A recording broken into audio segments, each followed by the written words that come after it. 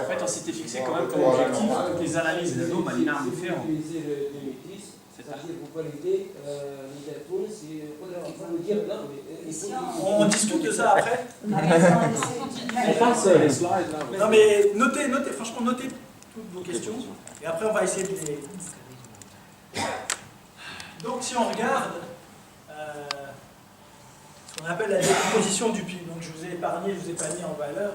En gros, qu'est-ce qu'il y a? Quand on regarde ce que produit un pays, il va produire des choses, il va en importer d'autres, et après, tous ces biens-là, soit on va les consommer, donc c'est la consommation finale globale, soit on va investir, ça s'appelle la formation brute de capital fixe, et après il y a un petit truc qui s'appelle la variation. Et donc si on regarde en pourcentage, chaque chose commence à évoluer. Donc déjà, vous regardez le PIB, il a quand même, voilà, on a perdu après l'impact de la crise de 2008, on est passé quand même, on avait 2007, 6,3, 2008 ça avait déjà un peu baissé, et on est passé à 3% de croissance entre 2009 et 2010, ça c'est l'impact de la crise, et on perd 2 points de croissance en 2011 quand même. Et vous voyez aussi, les importations, ça oscille beaucoup, ça change beaucoup. En fait, en gros, en Tunisie, quand on est bien, on exporte et on importe beaucoup, et quand ça ne va pas, parce que notre PIB aussi dépend. Voilà. Et si on regarde les autres postes, la consommation finale, en fait, elle baisse pas. Alors c'est bien, c'est-à-dire que les gens ne souffrent pas trop. Si elle est bien répartie, bien sûr, cette consommation, c'est-à-dire qu'on continue à consommer.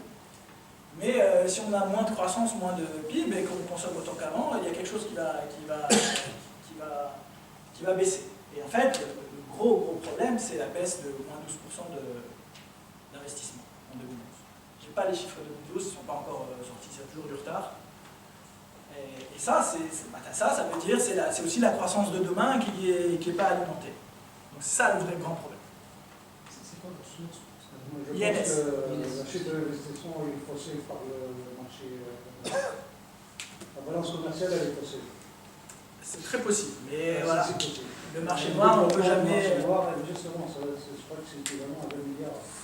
Bah, si on sait le mesurer, moi je veux bien que vous me donniez vos sources, mais... non, mais on peut l'évaluer, voilà, c'est vraiment un problème. Le marché parallèle, il y a que des estimations, mais on ne peut pas le mesurer parce que de toute façon, on ne contrôle pas, il ne passe pas par le circuit officiel, etc. Moi, on essaie. Donc pour moi, cette balance commerciale est carrément faussée. Disons que c'est la balance commerciale officielle.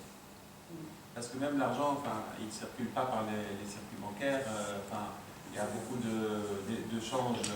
Et qui dit que c'était vraiment aussi faible avant qu'on le croit. Là, c'est...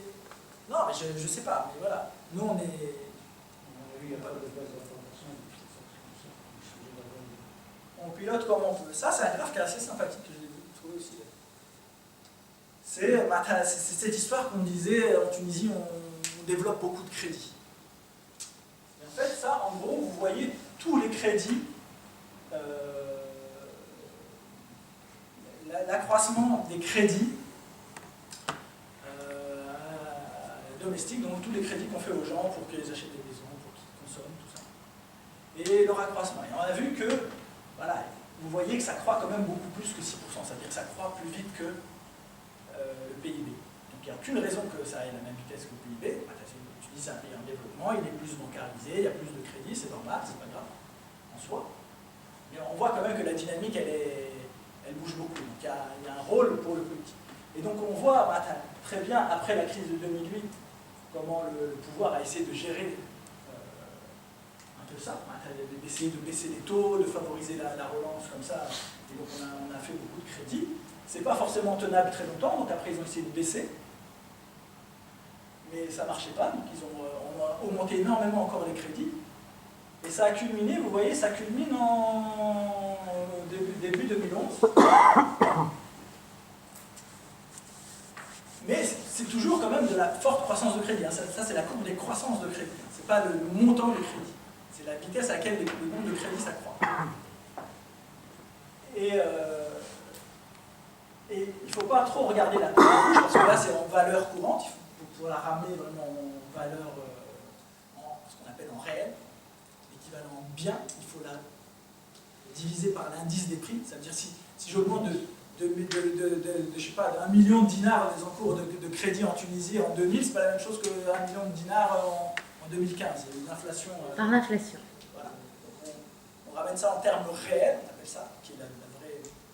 Et on voit, aujourd'hui, on voit très bien que fin 2011, on est descendu en dessous de 6, en dessous de 5, c'est-à-dire que c'est moins fort que même la croissance, c'est-à-dire que voilà, on est en train de serrer. C'est vraiment ce qui. On se rend compte qu'il y a eu voilà, on a essayé de relancer comme ça et on sait que c'est pas tenable très très longtemps. C'est pour ça qu'il y a un resserrement monétaire. Et si je vous avais montré la courbe des taux, on voit vraiment que la Banque centrale a baissé ses taux depuis début 2012 pour limiter cette bulle de crédit qui crée de l'inflation. Une question juste sur la courbe. Pensez-vous que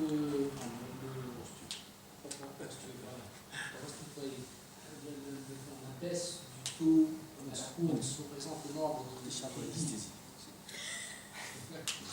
est due aussi à la décision de la Banque centrale après la désignation de M. Cheikh de gérer tous les octrois de crédit personnel tous les questions par toutes les banques. Vous êtes au compte Non, c'est les crédits à la consommation. Crédit à la consommation, oui.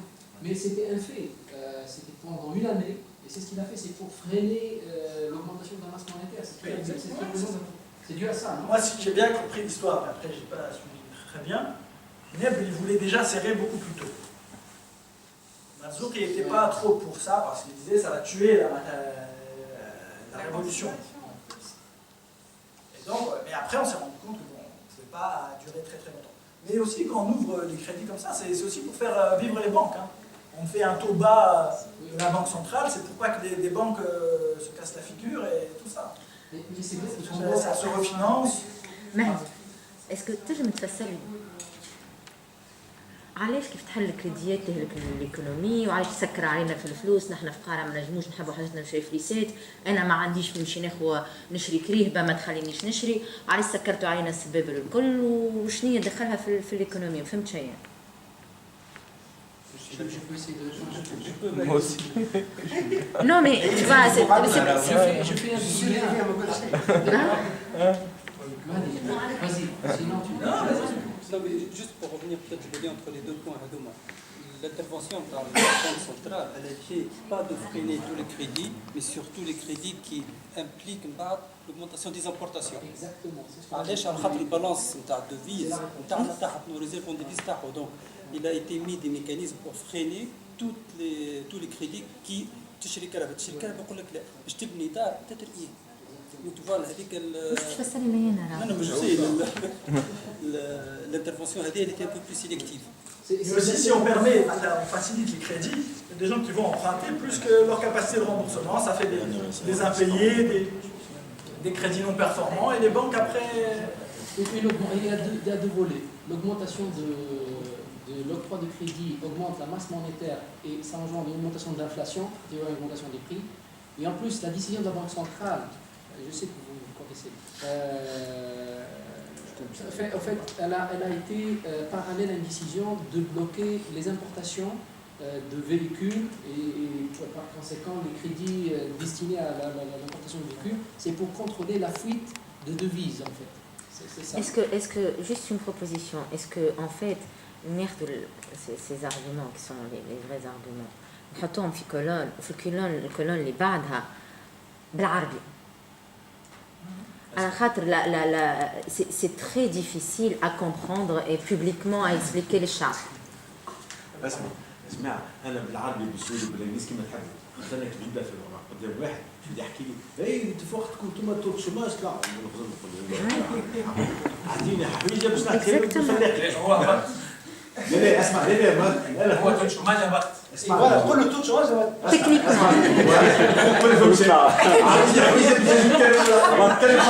justement تقول له هبط تقول له تمشي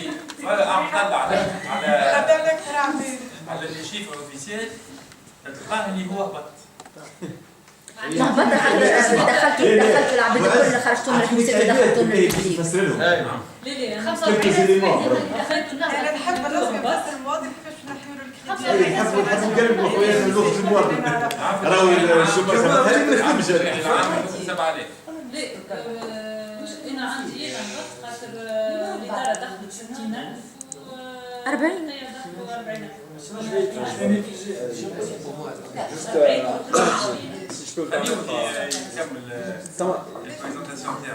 كيما قال الناس الكل نحبوا نخرجوا بباجاج باش نمشيو quand on est en train de faire un bilan سهل نعرفوا et surtout si je comprends bien bilan مسهل باش نحكيو احنا بالجمال sachant que هنا si je peux me permettre on a des décisions, des trucs qui sont du ressort de la Banque centrale que ne sont pas du ressort du ministère de la Finance. Donc, on n'a pas ni crédit, ni au contraire. Ce que j'essaie de montrer, c'est un peu des faits, la situation. Pour que, quand les discours vont dans le complètement fantasmagorique, on ne se laisse pas embarquer là-dedans. C'est juste cadrer un tout petit peu. Je n'ai pas beaucoup d'explications, je n'ai pas de choses très fines, je ne sais pas comment je vais l'expliquer à mon voisin, à mon atal, je ne sais pas quoi. Mais juste que quand vous entendrez Moïse Joudi ou je ne sais pas qui, n'importe quel expert, qui au moins on réduit un peu le... مش بلبز ياسر ترجع للتابلو اللي بعده تلقى لي تو معناتها تاع البي اي بي كان نحكيو على التبلبيز نمشي فوالا مش بلبز ياسر معناتها 6 6 3 4 5 3 1 3 2 moins 2. Oui, ça c'est le 2011. Oui, moins 2. C'est la révolution. Moins 2, 3 6. 3 6. Oui. Donc, نحب نقول كيف باز راه ما يكذبوش ياسر هما c'est la manière de présenter les chiffres. Non, mais quand il dit il y a plus, on n'a plus dans les caisses pour payer jusqu'à la fin, ils sortent des chiffres aussi. Ils comparent les. Je vous ai pas expliqué, mais il faut regarder en volume et pas en valeur. Ils prennent toujours le chiffre. C'est ce que je dis. Le chiffre qui les arrange pour le temps. Mais voilà, au moins tu essaies de faire un peu confiance en moi. Tu viendras me voir. Tu fais sur les chiffres. Moins 2. On a commencé à reprendre. 3.6. مازلنا في أول الرeprise. Donc, je nous Il y a un argument contre ça, c'est de dire quand tu t'es complètement arrêté, tu rattrapes. Tu rattrapes. La même façon, c'était en 2012. Donc en fait, on est à 3,6. C'était une année complètement. Il y a un peu la baisse de l'Europe, mais il y a aussi un peu rattrapage. Quand on s'arrête. Ah, mais trop lourd. Tu ne peux pas recommencer à construire pour la ligue. ما هديت حتى شيء. بالعكس فما هدين صار. لازم تعاود تبني اللي تهد. Tu regardes la croissance, dans tous les pays européens après la Deuxième Guerre mondiale. Ça, c'est l'argument à construire, donc la croissance. C'est pourquoi on se refaire à 2010. On est entre nous. En 2012, quand on a commencé à dire oui, regardez, on a fait de la croissance. Oui, mais tu ne compares pas par rapport à 2011, qui était une année de référence qui n'est pas influencée par la loi. Ça mène aussi à ce genre de choses. On va toujours se référer à 2010, qui est une année. Voilà, ou des tendances un peu longues. Moi, ce que je veux, c'est pas qu'on. C'est ça qui m'énerve beaucoup dans les débats. Chacun va choisir son année de référence. Des tendances un peu longues. Tu regardes une courbe, regarde pas juste deux chiffres. Regarde. C'est ça le message que je veux faire passer. Regardez un peu sur le temps. Il y a toujours des... si vous voulez regarder quelque chose qui va vous dire est-ce qu'on fait quelque chose de bien ou est-ce qu'on va dans le mur, je sais pas quoi, regardez au moins une courbe. Oui, mais 2010, les chiffres sont douteux. Il y a même les instances internationales, l'FMI, l'OMC, la Banque mondiale, ils ont mis en doute les chiffres de l'année. Et je rejoins l'IS dans ce souci. C'est un argument. Voir est-ce qu'on peut compter ce chiffre ou pas. Bon, alors l'autre histoire qu'on entend beaucoup, c'est le dinar se casse la figure, tatati tatata. Donc ça, c'est le taux de change, c'est combien il faut de dinars, de dollars pour avoir un dinar ou pour avoir un euro. Et donc vous voyez que l'euro s'est apprécié par rapport dollars et le dinar il s'est déprécié par rapport au dollar. Donc forcément, il s'est déprécié par rapport à l'euro. Bon, est-ce que c'est important de voir ça comme ça, un taux nominal? Déjà, au moins, il faut regarder ce qu'on appelle, je suis désolé, c'est un peu technique, le taux de change nominal effectif, c'est ton taux de change pondéré par les pays avec qui tu échanges. D'accord? Et donc c'est un chiffre qu'on peut regarder que relativement. On se place à une année et on regarde si notre monnaie en nominal, c'est-à-dire le taux de change pondéré par les pays avec qui on échange, c'est un peu compliqué, je suis désolé, à faire ce mode élément, c'est sympa. Mais Lies, écoute des chiffres simples. Mais je vais vous montrer, à la fin je vais vous dire ce qu'il faut retenir de ce truc-là. En fait, le pound ب 2,25 من المسار الثورة نحوس ب 2,60 دونك استغنينا سواء dans ce sens-là ça va mais exactement donc est-ce que j'instaure la péréquation. C'est un point fort pour nous les Tunisiens étrangers. Donc si vous regardez déjà, le taux de change nominal, j'ai moins de pouvoir d'achat. par exemple. Non, mais ما نحكيش استغنينا. On va voir avec l'effet de la baguette, le prix de la baguette après. Donc si, on peut regarder, on peut comparer Tunis au Maroc. Ça fait sérieux. On se casse la figure, c'est la courbe bleue tous. On tombe, mais on tombe depuis longtemps. Depuis le début des années 2000. Et c'est une politique assumée. Si on regarde par rapport aux États-Unis, ils font la même chose. Ils associent flotter détresser leur monnaie. Et la Chine, elle augmente. Mais elle augmente parce qu'elle est à un niveau très très bas.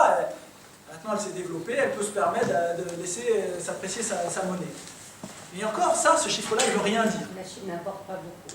N'importe pas beaucoup. Mais avant, elle avait une monnaie faible exprès pour pouvoir exporter. Après, on pourra discuter de... Elle a libéré le... Elle tient le frein, mais elle le lâche de temps en temps. Il passe par Hong Kong, il y a tout un... Mais en fait, ce chiffre-là aussi, il ne veut pas dire grand-chose. En fait, ce qui est important, le chiffre qu'on peut construire, c'est un chiffre qui va vous dire la compétitivité prix du pays, et ça s'appelle le taux de change. Donc celui-là, on le corrige, on pondère par les partenaires commerciaux, et maintenant on corrige aussi par le niveau d'inflation dans les différents pays. Et c'est ça le chiffre important, c'est le taux de change effectif réel, et qui lui va te donner une idée de ta compétitivité prix. C'est pas tu vas essayer de gagner des marchés en ayant des machines meilleures, mais on garde le même type de production, mais est-ce qu'on voit si tu vas commencer à produire moins cher pour pouvoir vendre à l'étranger. Et nous, en Tunis, ça fait depuis les années 2000 qu'on s'est mis dans une dynamique de faire baisser d'améliorer notre compétitivité prix. Elle a été très très forte entre 2000 et 2005-2006, et après ça s'est ralenti. Vous voyez, c'est la courbe bleue foncée.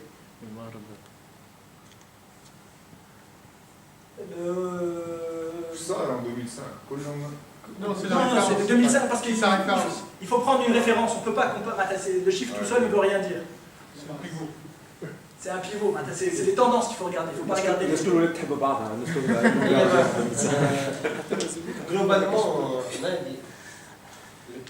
l'image, elle veut dire quoi concrètement? Concrètement, elle veut dire ce côté qu'on dit, voilà, le dinar ne vaut plus rien aujourd'hui, c'est une dynamique qui est là depuis très longtemps. Et elle a été encore plus forte après la crise de 2001 jusqu'à 2006. Donc on a voulu là rétablir notre compétitivité prix encore beaucoup plus fort que ce qu'on fait depuis après. Alors, qu'est-ce que c'est la on importe moins. On est plus compétitif. attirer les touristes pour que تشري هون الباكيج نتاع 200 € تمشي لتونس tu peux pas acheter la même chose au Maroc ou en Turquie. Quand tu veux installer une usine في تونس donc la main d'œuvre باش تخلص en dinar donc ça te coûte moins en devise étrangère. Donc c'était ça, c'est je baisse ma monnaie pour que انت وتجي من برا ça te coûte moins cher pour venir, pour attirer. Et surtout, on a augmenté l'exportation de biens manufacturés. C'est notre grande réussite. Depuis les années 2000, on a commencé à énormément améliorer notre exportation devient manufacturelle.